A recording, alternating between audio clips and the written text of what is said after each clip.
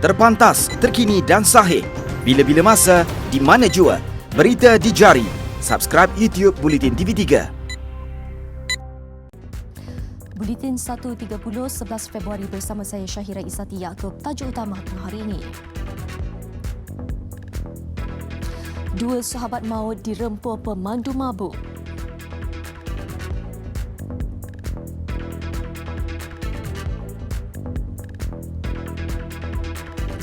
Juga kelayakan Adun Pujut sebagai wakil rakyat terbatal.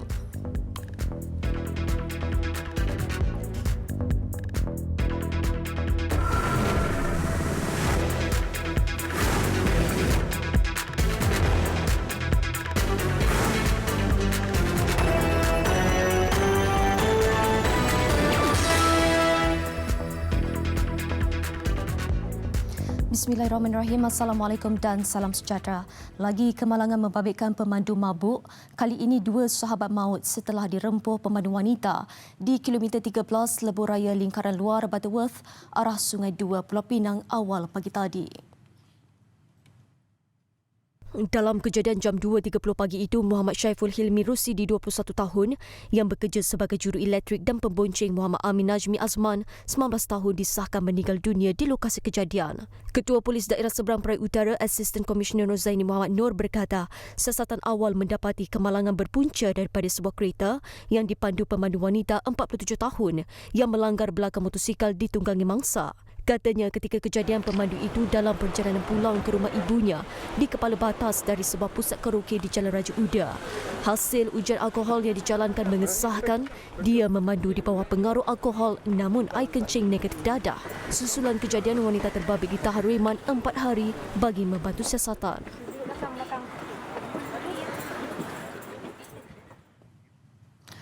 Seterusnya, Mahkamah Persekutuan hari ini membatalkan kelayakan Ahli Dewan Undangan Negeri Adun Pujut, Dr. Ting Tiong Chun sebagai wakil rakyat. Menurut Akhbar Borneo Post, dalam penghakiman majoriti 7-2, Mahkamah Persekutuan mengetepikan keputusan Mahkamah Rayuan dan Mahkamah Tinggi Kuching yang mengembalikan semula beliau sebagai Adun Pujut. Sebelum ini, kelayakan Dr. Ting dibatalkan pada 12 Mei 2017 selepas usul dibentangkan di Dun Sarawak kerana beliau didakwa mempunyai dua kerakyatan iaitu Malaysia dan juga Australia. Dalam penghakiman hari ini, Mahkamah Persekutuan memutuskan Dun mempunyai kuasa untuk membatalkan kelayakan meskipun melepaskan satu daripadanya sebelum bertanding dalam pilihan raya negeri yang lalu. Pada pilihan raya negeri Sarawak 2016, Dr. Ting memenangi pertandingan 4 penjuru di Dun Pujut dengan majoriti 1,759 undi, menewaskan Hee King Cheong dari BN, Geoffrey Jari PAS dan Fong Pau Tek PAS.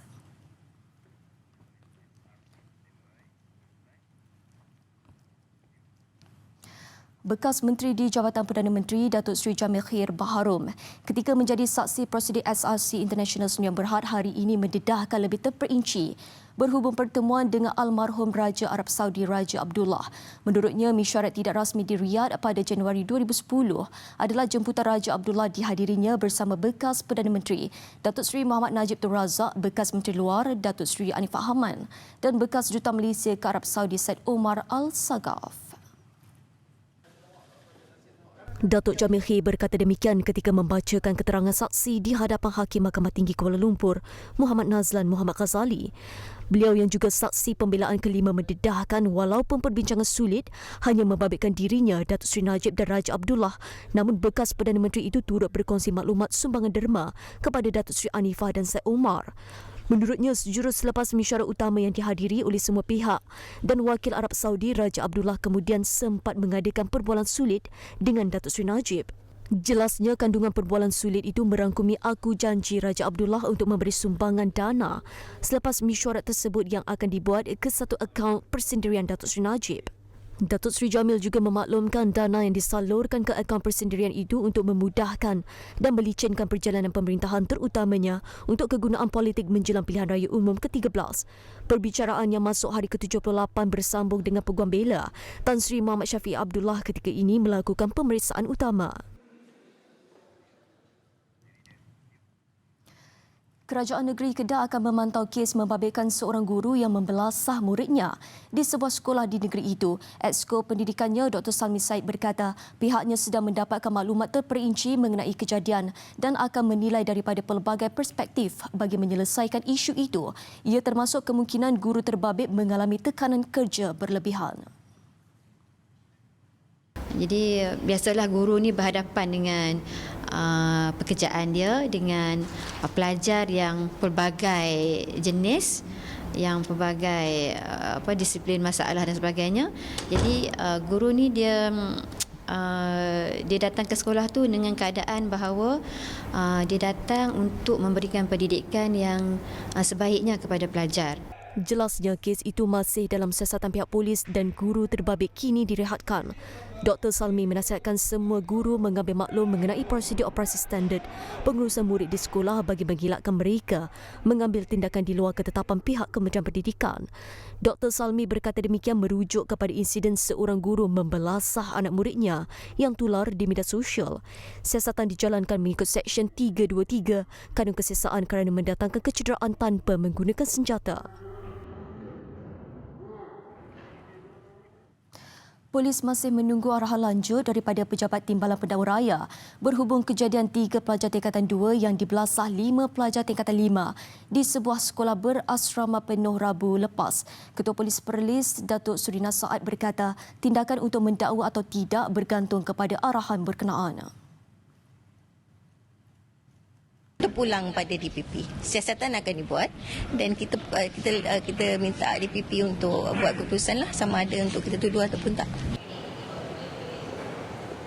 Polis sudah mengambil keterangan daripada mereka yang terbabit dalam kejadian itu, termasuk pengetua dan kaki tangan sekolah berkenaan. Beliau ditemui media pada Majlis Pelancaran Ekosistem Kondusif Sektor Awam Polis Diraja Malaysia PDRM, Kontijen Perlis di Dewan Serbaguna Ibu Pejabat Polis Kontijen IPK Perlis Kangar pagi tadi.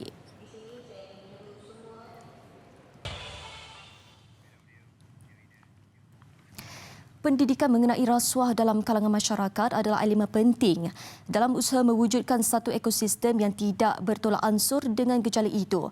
Timbalan Perdana Menteri Datuk Seri Dr. Wan Azizah Y. Ismail berkata, pendidikan adalah kunci dalam membentuk kandungan dan konteks maklumat yang ingin disampaikan kepada semua pihak, terutamanya golongan wanita yang juga memainkan peranan penting dalam membantras rasuah.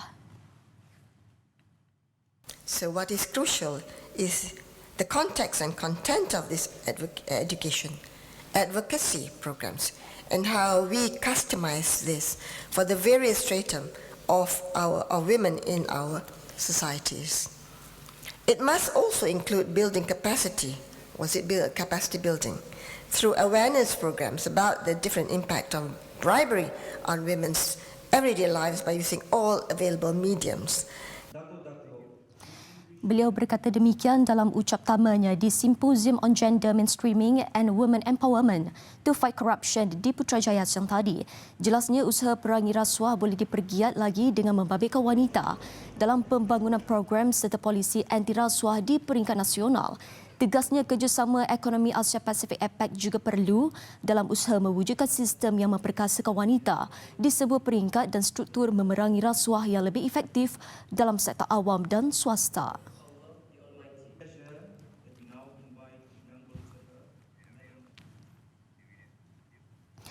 Mahkamah Magistrate Kota Tinggi Johor menjatuhkan hukuman denda RM3,000 terhadap seorang peniaga kerana memiliki kas-kas lembu seberat 91 kg yang disembelih tanpa kebenaran.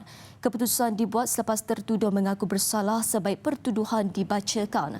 Muhammad Afiq J.M. Zainul, 22 tahun dari Felda Aping, Kota Tinggi didakwa memiliki kas-kas lembu yang disembelih tanpa kebenaran Jabatan Veterina pada jam 11 pagi pada 26 Disember 2020. Muhammad Afiq didakwa mengikut subsection di bawah Kaedah 5-3, Kaedah-Kaedah Binatang Peliharaan Kawalan Penyembelihan 2009, Akta Binatang 1953, Pindaan 2013 yang boleh dihukum di bawah Kaedah 17, Pindaan 2018. Sabit kesalahan boleh dikenakan denda maksimum RM10,000.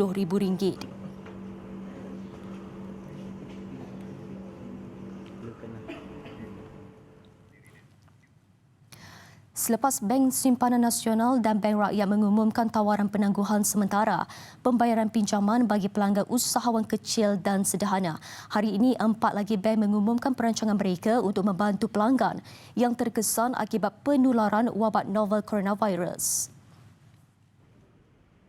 Kumpulan M-Bank menawarkan penangguhan sementara atau penstrukturan pembayaran balik ansuran kepada pelanggan, perusahaan individu atau kecil dan sederhana PKS yang terkesan.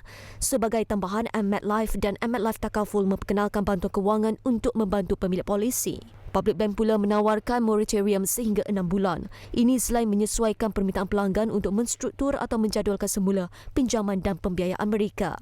Selain itu, Agrobank turut tampil melancarkan langkah membantu perniagaan kecil dan sederhana dalam industri pertanian yang terjejas. Di samping itu, ia juga menawarkan langkah penangguhan sementara bayaran pinjaman. Bank Pembangunan Malaysia juga menawarkan untuk membantu pelanggannya yang mengalami masalah operasi dari segi kewangan berikutan penularan wabak. Pihaknya akan meneroka kaedah untuk menyokong mereka yang terjejas dengan mengambil kira keadaan tertentu yang dihadapi pelanggan. Maybank Investment Bank Research jangka pertumbuhan keluaran dalam negara kasar KDNK untuk suku keempat tahun lalu berkembang sederhana kepada 3.8%. Ia berdasarkan penurunan sektor perlombongan dan pertanian ditambah dengan kelembapan dalam sektor pembuatan. Jangkaan ini disokong peningkatan sektor perkhidmatan dan juga pembinaan. Dalam nota penyelidikannya, Maybank berkata indikator berasaskan permintaan seperti peruncitan, import selain lebihan dagangan menunjukkan kelembapan permintaan domestik. Ramalan pertumbuhan KDNK tahun ini pula adalah 4.4%. Sementara itu, MIDF Research meramalkan ekonomi tempatan berkembang pada kadar sederhana sebanyak 4.3% pada suku keempat tahun lalu. Dan untuk tahun 2020 pula diramal akan menjadi tahun mencabar disebabkan perlindungan global, ketidakpastian politik Amerika Syarikat dan kesan coronavirus.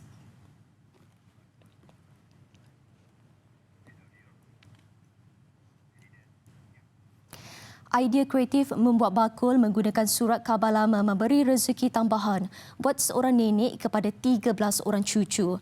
Bermula sebagai hobi 2 tahun lalu, bakul kertas yang dibuat Kamariah Muhammad dari Kampung Padang Star, Hulu Terengganu menarik perhatian rakan dan juga jiran setempat. Menurut Kamariah atau lebih mesra dengan panggilan Mak Munah, 70 tahun, beliau menggunakan 3 helai kertas surat khabar untuk membuat sebuah bakul. Kebiasaan dalam sehari, sekurang-kurangnya 4 buah bakul boleh disiapkan dan kemudian menjualnya dengan harga RM2.50 sebuah. Katanya permintaan bakul kertas akan meningkat ketika musim perayaan dan musim kedua kahwin. Sebelum ini, beliau dapat menjual kira-kira 200 buah bakul sebulan.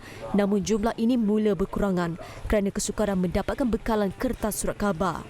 Kena surat khabar juga. Kata lain tak boleh. Jadi masalah sekarang nak dapatkan surat khabar tu susah. Susah dapat surat khabar sekarang. Surat khabar nak jual sekarang. Susah nak jual, tak jual lagi sekarang. Tak macam dulu. Zaman dulu senang mana-mana ambil. Setiap bakul tampak cantik jika diwarnai dan dibuat dalam bentuk yang berbeza.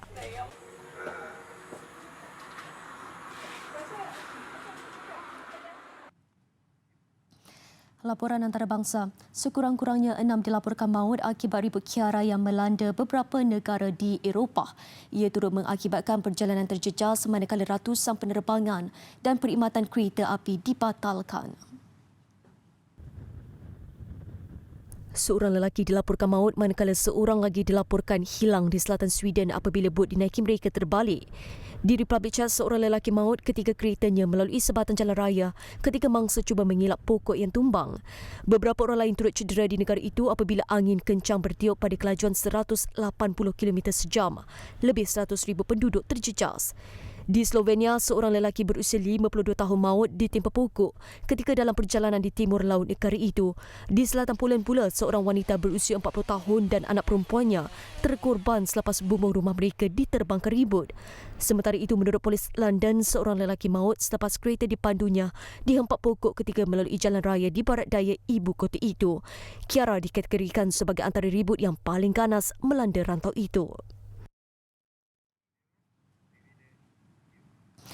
Kebimbangan penularan wabak novel coronavirus yang kini merekodkan lebih 1,000 kes kematian kini memasuki fasa baru terutama di China apabila kerajaan negara tembok besar itu mula memecat beberapa pegawai kanan terutama di dalam sektor perubatan ekoran kegagalan menangani penularan wabak terbabit. Terbaru beberapa pemimpin tertinggi di dalam Suruhanjaya Kesihatan Hubei termasuk Ketua Suruhanjaya dipecat. Selain itu, Timbalan Pengarah Persatuan Palang Merah Cina juga diberhentikan ekoran terbabit dalam kegiatan rasuah membabitkan dana persatuan. Menurut media tempatan, pemecatan jawatan juga membabitkan ratusan pegawai bawahan dan atasan. Selain surat amaran turut dikeluarkan kepada individu yang dalam pemerhatian. Situasi pemecatan pegawai tertinggi bermula awal bulan ini setelah Timbalan Ketua Biro Statistik Wuhan dipecat gara-gara keengganannya untuk mengeluarkan arahan penambahan topeng muka. China dikritik hebat oleh dunia ekoran kegagalan pihak berkuasa negara itu mengatur pelan tindakan kecemasan yang berkesan dalam menangani krisis kesihatan yang terburuk sejak SARS kira-kira 18 tahun lalu. Setakat hari ini, angka korban di China meningkat kepada 1,016 selain lebih 42,000 kes disahkan di seluruh negara itu. Presiden Amerika Syarikat Donald Trump yakin bakal menang besar dalam pemilihan pendahuluan di New Hampshire menjelang pilihan raya Presiden Amerika Syarikat November depan. Beliau turun menemui pengundi dan berucap dalam satu perhimpunan yang diadakan di Manchester Arena. With your help on November 3rd, we are going to defeat the radical socialist Democrats. We are going to win New Hampshire in a landslide. Minggu lalu, Trump menang kaukus di Iowa dengan memperoleh 97% atau 29,761 undi. New Hampshire dengan 1.3 juta penduduk bakal memilih calon pilihan raya presiden hari ini. Fans at the campaign have so Daripada sebuah pasukan kerdil, pasukan kucing FA yang bermula pada peringkat Liga Rakyat 4 tahun lalu kini mampu berbangga bakal bersaing di Liga Premier pada musim ini. Menurut pengurus pasukan Fazrudin Abdul Rahman, berbekalkan strategi yang dirangka, beliau yakin anak buahnya mampu memberi saingan sekaligus mendepani cabaran pada peringkat lebih tinggi. Pada musim ini, pasukan kucing FA akan mengetengahkan 3 pemain import baru menjadikan jumlah pemain import sebanyak 4 pemain. Ketiga-tiga mereka ialah Leonardo Passos Alves dan Hudson Dias Jesus pada posisi serangan dan Yuki Tanigawa di bahagian pertahanan. Saingan Liga Premier 2020 akan bermula 29 Februari ini menyaksikan 12 pasukan bakal bersaing. Kucing mahu berada di kelompok posisi ke-4 sehingga ke-6 untuk musim pertama ini. Wakil dari Sarawak itu menyasarkan mampu sekurang-kurangnya mencapai peringkat suku akhir Piala FA. We have calculate pendekatan kita dan strategi kita. Sebab itulah keputusan kita mengambil pemain-pemain import adalah berdasarkan strategi yang telah kita bincangkan di peringkat awal.